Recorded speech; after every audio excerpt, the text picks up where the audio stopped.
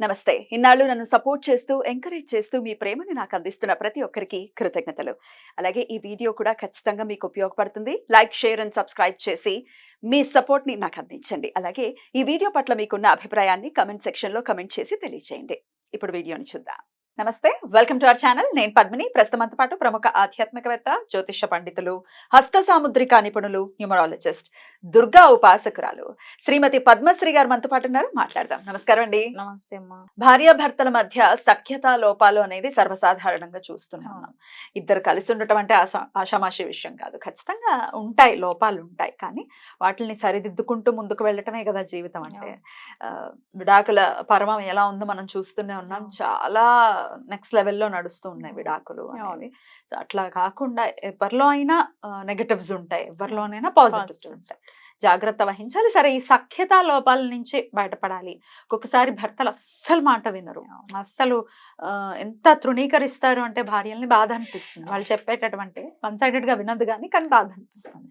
So ఇట్లా ఈ ఇద్దరి మధ్య సఖ్యత కలగాలి, పార్వతీ పరమేశ్వరులా కలిసి ఉండాలి అని అంటే ఏం చేయాల్సి ఉంటుందండి? తప్పకుండా మీరే చెప్పారు ఆన్సర్, సగం ఆన్సర్ మీరే చెప్పారు చక్కగా. నేనేం చెప్తా అంటే, నేను దాదాపుగా కొన్ని వందల మందికి జాతకాలు చెప్పాను. అందులో ఈ మధ్య కాలంలో ఎక్కువగా వస్తున్నటువంటి కంప్లైంట్స్ ఇది. భర్త మాట వినట్లేదు, భార్య బాధితులు కూడా వచ్చారు. భార్య బాధితులు ఏం చెప్తారు భార్య బాధితులు అయితే? ఇంకా అంతే, అడ్జస్ట్ అవ్వమనే చెప్తాం. అసలు వాళ్ళు కంప్లైంట్స్ ఏమి ఇస్తారు అంటున్నా? వాళ్ళు ఏంటి చెప్తారు, నేను ఒకటి చెప్తే తను ఒకటి చేస్తుంది, అర్థం చేసుకోదు. ముఖ్యంగా ఏంటంటే వాళ్ళ అత్తగారులను చూడరు అని చెప్పేసి కంప్లైంట్. అది చాలా చాలా బుద్ధిమంతులైన అమ్మాయిలు ఉన్నారు.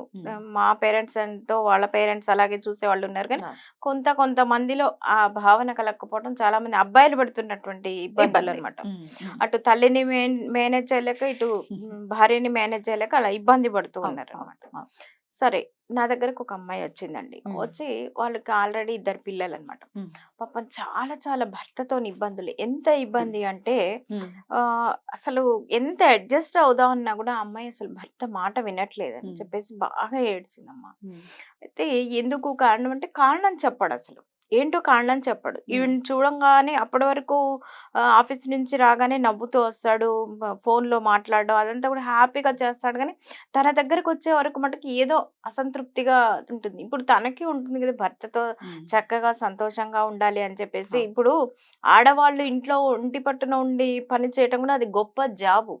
ఇప్పుడు అతను ఎంత చేసి వస్తాడో అంతకన్నా ఎక్కువ బాధ్యతాయుతమైనటువంటి ఉద్యోగం ఇది. ఇప్పుడు ఇల్లు చూసుకొని, పిల్లల్ని చూసుకొని, తను తెస్తున్నటువంటి బడ్జెట్ లో ఇల్లు నడిపించేటువంటి ఆషామాషి వ్యవహారం ఏం కాదు. ఆడవాళ్ళు కూడా చాలా చాలా సాక్రిఫైస్ చేస్తున్న ఆడవాళ్ళు కూడా ఉన్నారు. అయితే పాపం తను చాలా చాలా ఇబ్బంది పడుతూ చాలా ఏడ్చిందమ్మా. ఏడిస్తే ఏం చేయమంటారు అసలు నాకు? ఇంకా గొడవ పడి ఏం చేశాడు, తను వెళ్ళిపోయాడు. విడాకులు అయితే అవ్వలేదు కానీ విడిగా ఉంటున్నాడు అనమాట. తను ఈ పిల్లల్ని పెట్టుకొని చక్కగా ఇంకా తను శాయశక్తులు సరే పుట్టింటి వారి అండతోని కొద్దిగా గెటాన్ అవుతూ వస్తుంది. అయితే సరే, ఎంత ఉన్నా సింగిల్ పేరెంటే. ఆ పిల్లలకు తండ్రి లేనటువంటి బాధ చాలా ఉంటుంది. ఎవరు తీర్చగలుగుతారు? అది అర్థం కాదు. సరే, పాప అమ్మాయి ఏదైనా పేరెంట్స్ మీటింగ్ అలాగన్నా కూడా స్కూల్లో చాలా చాలా ఇబ్బంది పడుతూ ఉండేది. సరే, నా దగ్గరకు వచ్చి చాలా ఏడుస్తూ ఇది పరిస్థితి, ఇప్పుడు నన్ను ఏం చేయమంటారు అని చెప్పేసి ఏడిస్తే, నేను ఒక మంచి చక్కని పరిష్కారం చెప్తాను, నువ్వు భక్తి శ్రద్ధగా చెయ్యి. సరే, నీ బాధలో ఉన్నావు, డిప్రెషన్ లో ఉన్నావు కాదని, కానీ ఇటువంటిప్పుడే భగవన్ నామస్మరణ ఎంత ఎక్కువగా చేయగలిగితే నీకు అంత రిజల్ట్ అనేది వస్తుంది అని చెప్పేసి నేను చెప్పాను. అది ఏం చెప్పాను అంటే, చక్కగా అర్ధనారీశ్వర స్తోత్రం, అర్ధనారీశ్వర స్తోత్రాన్ని 41 రోజులు, రోజు 11 సార్లు, ఉదయం 11 సార్లు, సాయంత్రం 11 సార్లు చేసుకున్నట్టయితే, అంటే అర్ధనారీశ్వరుల ఫోటో ఒకటి తీసుకుని వచ్చి చక్కగా కుంకుమార్చన, కుంకుమ పూజ చేస్తూ ఆ స్తోత్రం, పెద్ద టైం కూడా ఏం పట్టదు, ఒక 5 నిమిషాల టైం అంతే. చక్కగా అలా చేసుకోమ్మా. చేసుకున్న తర్వాత ఆ కుంకుమని ఏం చేస్తావు అంటే, శిరస్సులో ఇక్కడ నుదుటన పాపిట్లో ధరించు, కొద్ది రోజులకి నీకు రిజల్ట్ అనేది తప్పకుండా వస్తుంది అని చెప్పేసి చెప్పాను. ఆవిడ ఎంత అద్భుతంగా, ఎంత భక్తి శ్రద్ధలతో చేసుకుందంటే పద్మిని గారు, అసలు 11 రోజుల్లో రిజల్ట్ వచ్చిందండి. అంత ఫాస్ట్ గా వచ్చింది. అంటే అంత ఏమంటారు, స్మరించినంతనే భగవంతుడు కలికాలంలో ప్రత్యక్షిస్తాడు అంటారు కదా, అది ఈవిడ విషయంలో నిజమైంది. భర్త తిరిగి వచ్చారు. ఫోన్ చేసి ఇంకా తను కూడా ఉంటుంది కదా, ఏదో భగవత్ సంకల్పం అలా నడిపించి వస్తూ ఉంటాడు. ఫోన్ చేశాడు. సరే, మన ఇద్దరి భావాలు వేరు వేరుగా ఉన్నా కూడా పిల్లల కోసం కలిసి ఉందాము అని చెప్పేసి అన్నాడు. చాలు సంతోషం, అంతవరకు ఉన్నా సంతోషమే. అవును. సరే, మెల్లగా ఇంటికి వచ్చి ఉన్న తర్వాత తనకు అనుకూలంగా నేను మారటము, నాకు అనుకూలంగా తను మారటము చేస్తుంది, జరుగుతారు. ఓకే, ఫైన్ అనుకుంది. పాపం కలిశారు.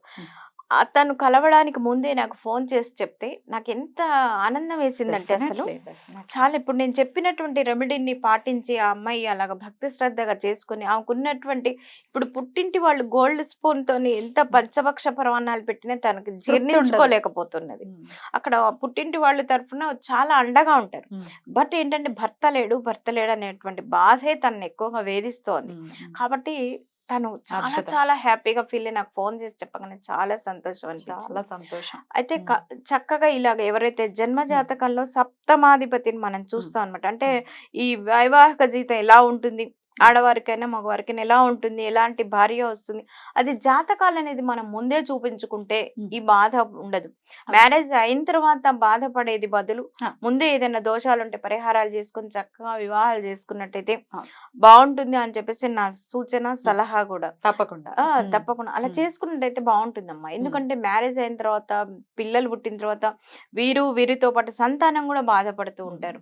నేనేం చేస్తా అంటే నా దగ్గరకు వచ్చినప్పుడు ఒక చిన్నపాటి కౌన్సిలింగ్ కూడా ఇచ్చి, అంటే అంటే జీవితంలో ఉన్నటువంటి ఆ జీవిత అనుభవాలతో కొంత కౌన్సిలింగ్ కూడా ఇచ్చి. కౌన్సిలింగ్ అవసరం. అస్ట్రాలజర్ దగ్గరికి వెళ్తున్నారు అంటే వాళ్ళ కౌన్సిలింగ్ ఖచ్చితంగా ఇస్తాను. అందులో లేడీస్ వస్తే తప్పకుండా ఇస్తాను. పాపం కొంతమంది భార్య బాధితులు కూడా వస్తుంటారు, వారికి కూడా చెప్తాము. ఏదైనా సరే సంసారాన్ని పాడు చేసుకోవద్దు, ప్రశాంతంగా ఉండాలి అని చెప్పేసి చెప్పడం జరుగుతుంది. చక్కగా ఇలా అర్ధనారీశ్వర స్తోత్రం కనుక చేసుకున్నట్టయితే అద్భుతంగా ఉంటుంది. సో అది ఒక నిష్టలాగా ఒక 41 రోజులు ఒక మన మండలం పాటు చేసుకునేటటువంటి. ఏ రోజున మొదలు పెట్టమంటారు? అంటే సోమవారం నుంచి మొదలు పెట్టాలి.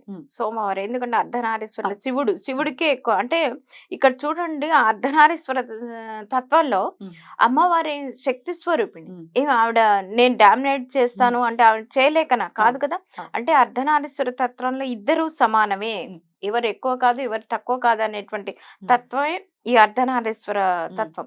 కాబట్టి ఆ ఫోటోని చూస్తూ దాన్ని ఆకళింపు చేసుకుంటూ భగవంతుడు అంతటి వాళ్లే కలిసిమెలిసి ఎక్కువ తక్కువ అనేటువంటి తేడాలు లేకుండా ఉన్నప్పుడు మానవ మాత్రంలో మనం ఎంత అని చెప్పేసి అనుకుంటూ చేయాల్సి ఉంటుంది. అయితే 11 సార్లు పొద్దున్న 11 సార్లు రాత్రి అని అంటున్నారు, సాయంత్రం అంటున్నారు కాబట్టి మరి ఇప్పుడు ఒకవేళ చదవటం రాని వాళ్ళు వింటే కూడా తత్ఫలితం ఉంటుందా? ఉంటుంది, వినాలి. అది భక్తి శ్రద్ధగా మనం ఇప్పుడు చూడండి, మనం వేరే విషయాలు వింటుంటే మన ఎలా, ఇప్పుడు ఇది భక్తి శ్రద్ధగా ఉంటే ఖచ్చితంగా మీకు 2-3 రోజులు వరుసగా వింటే చదవడానికి వచ్చేస్తుంది.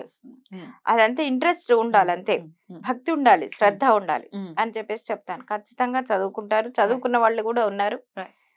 చదువుకునేసారి మీరన్నట్టు వినొచ్చు, విని వస్తుంది నోటికి. పిచ్చి పిచ్చి పాటలు రావట్లా, అది స్తోత్రాలు ఎందుకు రావు? ఖచ్చితంగా వస్తుంది. అంటే ఒకసారి చూస్తూ వింటూ ఉంటే ఇంకా ఈజీగా వస్తుంది. రైట్ అండి. ఖచ్చితంగా ఇలా అర్ధనారీశ్వర తత్వాన్ని అర్థం చేసుకుంటూ జగదపితరం వందే పార్వతీ పరమేశ్వరం అని అంటారు. ఆ ఇద్దరు తల్లిదండ్రులు వాళ్ళే బ్లెస్ చేయాలి. ఖచ్చితంగా ఇట్లాంటి సమస్యల నుంచి బయటపడాలంటే ఈశ్వరుడు ఖచ్చితంగా ఇట్లాంటి సమస్యలతో బాధపడుతున్న వాళ్ళు ఎవరికి వాళ్ళ ఇంట్లో చక్కగా స్వామివారిని కొలుచుకుని, అమ్మవారిని కొలుచుకుని. ఇంకొకటి, అమ్మాయిలకి వివాహం కాకముందు గనక శివాలయాల్లో ప్రదోష కాలంలో ప్రదక్షిణ చేస్తూ ఉన్నట్టయితే కొద్ది రోజులు నియమంగా నిష్టగా ఇన్ని రోజులు మండలం రోజులు చేస్తారా, 11 రోజులు చేస్తారా, 22 రోజులు చేస్తారా, 21 అలాగా వారి ఓపిక బట్టి ప్రదక్షిణ మంచి భర్త లభిస్తారు. శివుడు లాంటి భర్త, మంచి భర్త లభిస్తాడు, అర్థం చేసుకునేటువంటి భర్త లభిస్తాడు. కాబట్టి చక్కగా పెళ్లి కాని కన్యలు శివారాధన చేస్తూ శివుడికి కనుక ప్రదక్షిణాలు చేస్తే ప్రదోష కాలంలో మంచి భర్త లభించడానికి కూడా అవకాశం తెలియజేసుకోవచ్చు. రైట్ అండి, అద్భుతంగా వివరించారండి. కృతజ్ఞతలు. నమస్తే.